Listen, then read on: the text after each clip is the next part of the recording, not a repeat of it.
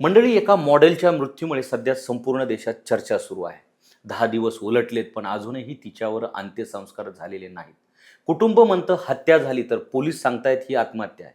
सासरच्या लोकांवर गंभीर आरोप केले जात आहेत. नवरा बेपत्ता असल्याची चर्चा सुरू आहे. आणि आता या प्रकरणात CCTV, फोन कॉल्स, प्रभावशाली लोक आणि पुरावे लपवण्याच्या शक्यताची ही चर्चा रंगलेली आहे. नेमकं त्विषा शर्मा यांच्या मृत्यूमागचं सत्य काय आहे आणि 10 दिवस उलटूनही तिचं कुटुंब अंत्यसंस्कार का करत नाही, जाणून घेऊयात आजच्या या स्पेशल रिपोर्टमध्ये. नमस्कार मंडळी, मी PK भांडवलकर आणि तुम्ही पाहत आहात सत्ता मंच. मॉडेल आणि अभिनेत्री त्विषा शर्मा हिच्या मृत्यूचं प्रकरण सध्या देशभरात चर्चेत आहे. 12 मे रोजी त्विषाचा मृतदेह तिच्या सासरी आढळून आला आणि त्यानंतर या प्रकरणाने एक वेगळंच वळण घेतलं. कारण एका बाजूला पोलीस हे प्रकरण आत्महत्या असल्याचं सांगत होते, तर दुसऱ्या बाजूला त्विषाचं कुटुंब ठामपणे हत्या झाल्याचा आरोप करत आहे.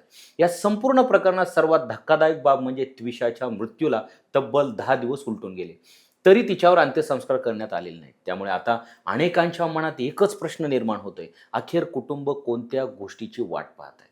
त्विषाच्या कुटुंबाने स्पष्टपणे सांगितलंय की त्यांना मुलीच्या मृतदेहाचं पुन्हा शवविच्छेदन व्हावं असं वाटतंय. त्याचबरोबर या संपूर्ण प्रकरणाची स्वतंत्र आणि निष्पक्ष चौकशी व्हावी अशी त्यांची मागणी आहे. कुटुंबाचं म्हणणं आहे की त्विषाच्या शरीरावर काही जखमा दिसून आल्या होत्या आणि त्या पाहिल्यानंतर त्यांना हत्या झाल्याचा संशय आणखी वाढला. मात्र पोलिसांनी सांगितलं की पुन्हा शवविच्छेदन करण्याचा अधिकारचा निर्णय त्यांच्या अधिकार क्षेत्रात येत नाही. पण त्विषाच्या आई वडिलांचं म्हणणं आहे की जर सर्व काही कायदेशीर आणि योग्य पद्धतीने झालं असेल तर स्वतंत्र चौकशीतून सत्य बाहेर यायलाच हवं. आणि जर काही चुकीचं घडलं असेल तर मग कितीही मोठं पद, प्रतिष्ठा किंवा प्रभाव असला तरी दोषींवर कारवाई व्हायला पाहिजे. त्विषाच्या वडिलांनी सांगितलं की मुलीच्या मृत्यूला 10 दिवस उलटलेले आहेत, पण अजूनही त्यांचं कुटुंब अनेक प्रश्नांची उत्तरं शोधत आहे. त्यांना असं वाटतं की या प्रकरणात अजूनही काही अनेक गोष्टी समोर आलेल्या नाहीत. पण या सगळ्यात आणखी एक गोष्ट समोर आली, ज्यामुळे कुटुंबाचा संशय आणखी वाढला. त्विषाच्या कुटुंबाने आरोप केला आहे की मृत्यू झाल्यानंतर लगेच तिची सासू गिरीबाला सिंग काही विशिष्ट लोकांच्या संपर्कात होत्या. सुरुवातीला कुटुंबाला याबाबत काहीच माहिती नव्हतं, पण कोर्टात सादर झालेली कागदपत्र, मीडिया रिपोर्ट्स आणि इतर माहिती समोर आल्यानंतर त्यांच्या मनात संशय निर्माण झाला. कुटुंबाचं म्हणणं आहे की गिरीबाला सिंग यांनी नेमक्या कोणाशी चर्चा केली, काय बोलणं झालं आणि इतक्या संवेदनशील घटनेनंतर लगेच हे संपर्क का करण्यात आले. आता या सगळ्याची चौकशी व्हायला पाहिजे. विशेष म्हणजे कुटुंबाने CCTV आणि इलेक्ट्रॉनिक पुराव्याबाबतही गंभीर प्रश्न उपस्थित केलेले आहेत. त्यांचं म्हणणं आहे की कोणत्याही मृत्यूच्या तपासात CCTV footage, digital data, call records आणि इतर इलेक्ट्रॉनिक पुरावे अत्यंत महत्त्वाचे असतात. त्यामुळे या पुराव्यांशी संबंधित लोकांशी संपर्क का साधला गेला, यामागचा उद्देश काय होता, याची फॉरेन्सिक तपासणी व्हायला हवी.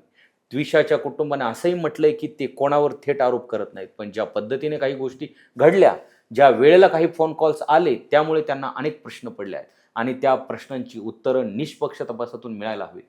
दरम्यान या प्रकरणात आणखी एक मोठी माहिती समोर आलेली. त्विषाच्या मृतदेहाचं दुसऱ्यांदा शवविच्छेदन करण्याची परवानगी भोपाळ न्यायालयाने नाकारली आहे. त्यामुळे आता कुटुंबाचा संघर्ष आणखी वाढला आहे. या प्रकरणावर भोपाळचे पोलीस आयुक्त संजय कुमार यांनी मोठं विधान केलेलं आहे. त्यांनी सांगितलं की 12 मे रोजी त्विषाचा मृतदेह आढळल्यानंतर पोलिसांनी संपूर्ण तपास केला, शवविच्छेदन करण्यात आलं, उपलब्ध पुरावे तपासण्यात आले, पण कुठेही हत्या झाल्याचं आढळून आलेलं नाही. उपलब्ध पुराव्यावरून हे आत्महत्येचं प्रकरण असल्याचं स्पष्ट मत त्यांचा मांडलं आणि त्यांनी त्याचा दावा केला आहे. मात्र दुसरीकडे त्विषाच्या आई वडिलांनी पोलिसांच्या निष्कर्षावर प्रश्नचिन्ह उपस्थित केलेलं आहे. त्यांनी आरोप केला की त्विषाच्या मृत्यूनंतर तिच्या सासूबाईंनी न्यायव्यवस्थेशी संबंधित अनेक लोकांना फोन केले. कुटुंबाला संशय आहे की या प्रकरणावर प्रभाव टाकण्यासाठी किंवा तपासाची दिशा बदलण्यासाठी हे प्रयत्न झाले असावे. इतकंच नाही, कुटुंबाने असाही दावा केला आहे की ज्या लोकांनी त्विषाच्या सासरी CCTV बसवले होते त्यांच्याशीही संपर्क साधण्यात आला होता. त्यामुळे आता CCTV फुटेजमध्ये काही फेरफार झाला का किंवा पुराव्यावर परिणाम करण्याचा प्रयत्न झाला का, असे प्रश्न उपस्थित. त्यामुळे आता CCTV फुटेजमध्ये काही फेरफार झाला का किंवा पुराव्यावर परिणाम करण्याचा प्रयत्न झाला का, असे प्रश्न उपस्थित होत आहे. त्विषाच्या कुटुंबाने या फोन कॉलची यादीही सार्वजनिक केल्याचं सांगितलं जात आहे आणि त्या सर्व कॉलची सखोल चौकशी व्हावी अशी मागणी त्यांनी केलेली आहे. दरम्यान या प्रकरणातील आणखी एक धक्कादायक बाब म्हणजे त्विषाचा नवरा समर्थ सिंग हा मृत्यूनंतरपासून बेपत्ता असल्याचं सांगितलं जात आहे. तो नेमका कुठे आहे, पोलिसांच्या संपर्कात आहे का, की त्याने स्वतःहून अंतर ठेवलेलं आहे, याबाबत अजून स्पष्ट माहिती समोर आलेली नाही. समर्थ सिंग हा पेशाने वकील आहे, तर त्याची आई गिरीबाला सिंग या निवृत्त न्यायाधीश आहेत. त्यामुळे या प्रकरणात प्रभावशाली लोकांची नावं जोडली जात असल्याची चर्चेला आणखी उधाण आलेलं आहे. मात्र दुसऱ्या बाजूला गिरीबाला सिंग यांनीही त्विषाच्या कुटुंबावर गंभीर आरोप केलेले आहेत. त्यांचं म्हणणं आहे की गेल्या 5 महिन्यात त्विषाचे आईवडील तिला भेटायला आलेले नव्हते. त्विषाच्या सौंदर्याचा वापर करून तिच्याकडून पैसे कमावले गेले आणि आता तिच्या अंत्यसंस्कारालाही नकार दिला जात आहे, असा आरोप त्यांनी केला. गिरीबाला सिंग यांनी असंही म्हटलंय की त्यांचा तपास यंत्रणावर आणि सत्यावर पूर्णपणे विश्वास आहे. त्यांनी दावा केलाय की त्विषाच्या पालकांनीच तिला लहान वयात ग्लॅमरच्या दुनियेत ढकललं आणि नंतर तिच्याशी संबंध तोडले. याशिवाय त्यांनी त्विषाच्या मानसिक आरोग्याबाबतही काही दावे केले. त्यांच्या म्हणण्यानुसार त्विषा मानसिक उपचार घेत होती. तिला समुपदेशनासाठी मानसोपचार तज्ज्ञाकडे नेलं जात होतं. काही औषधही सुरू होती. तसंच तिच्या वागण्यात काही बदल दिसत होते असंही त्यांनी सांगितलं. गिरीबाला सिंग यांना असा आरोप केलाय की त्विषाने गरोदरपणाच्या काळात गांजाचं सेवन केल्याचं स्वतः कबूल केलं होतं. मात्र या आरोपावर त्विषाच्या कुटुंबाकडून तीव्र नाराजी व्यक्त करण्यात आलेली आहे. सध्या या सगळ्या आरोप प्रत्यारोपामुळे प्रकरण आणखी गुंतागुंतीचं बनलेलं आहे. एकीकडे पोलीस आत्महत्या म्हणत आहेत, दुसरीकडे कुटुंब हत्या म्हणत आहे. त्यातच फोन कॉल, CCTV, प्रभावशाली लोक, मानसिक आरोग्य, ड्रग्जचे आरोप आणि बेपत्ता नवरा या सगळ्यांमुळे सामान्य लोकांमध्ये संभ्रम निर्माण झाला आहे.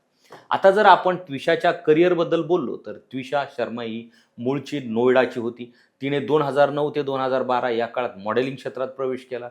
सुरुवातीला अनेक वर्ष संघर्ष करत होती, पण मेहनत, आत्मविश्वास आणि चिकाटीच्या जोरावर तिने स्वतःची वेगळी ओळख निर्माण केली. तिच्या आयुष्यातील सर्वात मोठा टर्निंग पॉईंट ठरला तो म्हणजे मिस पुणे सौंदर्य स्पर्धेचं विजेतेपद.